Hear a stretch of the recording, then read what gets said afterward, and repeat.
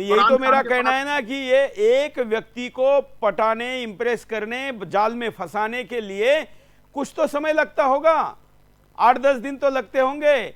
8-10 दिन के बाद वो विवाह होता होगा, विवाह के बाद पैसा मिलता होगा, और उसके बाद ये अगला, या एक ही साथ ये सारे ऑपरेशन दे रहा था। मतलब 100 की संख्या अगर हम जोड़ दें और एक व्यक्ति पे 10 भी दिन जोड़ दें तो भी इसको 1000 दिन चाहिए। लेकिन इसने 100 महिलाओं को ये कितने दिनों में अंजाम दिया?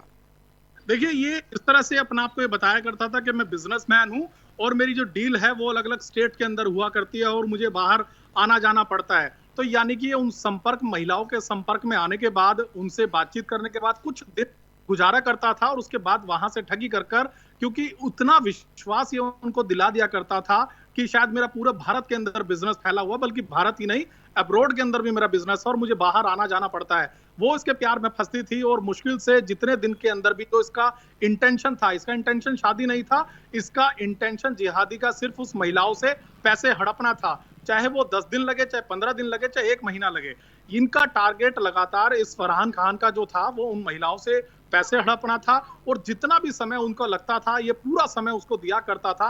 और जो और दूसरी सिम थी उनको ये पूरी तरह से उनसे दूर रखा करता था। कई नाम से इसकी दूसरी प्रोफाइल भी बनी हुई थी, जिनको लगातार दूसरी महिलाओं से भी एक साथ कई महिलाओं के संपर्क में रहा करता था।